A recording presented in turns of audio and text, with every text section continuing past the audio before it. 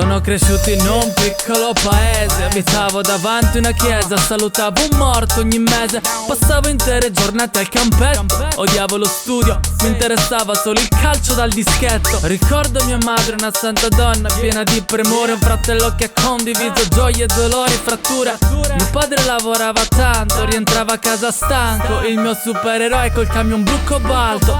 A scuola sedevo all'ultimo banco, ero timido e mi nascondevo dietro un mio compagno. Ci ho messo un po' a rilassarmi, a sentirmi a mio agio. Vivevo col terrore di non essere accettato.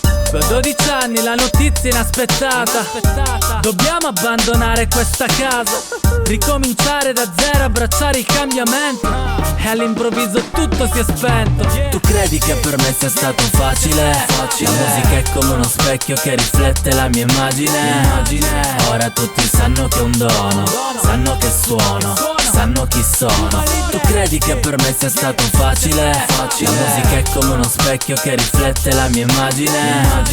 Ora tutti sanno che è un dono, sanno che suono, sanno chi sono. Questa città non mi piace più di tanto, mi mancano gli amici, mi manca l'aria, sto soffocando.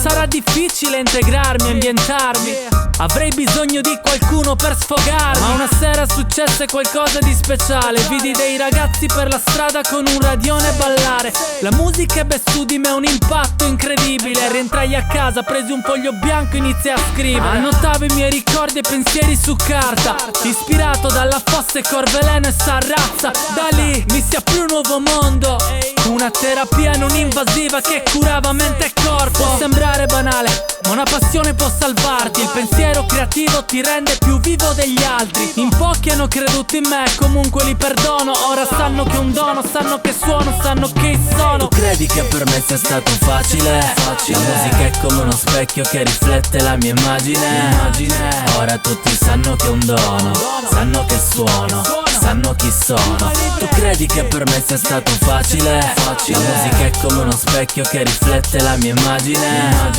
Ora tutti sanno che è un dono, sanno che suono, sanno chi sono.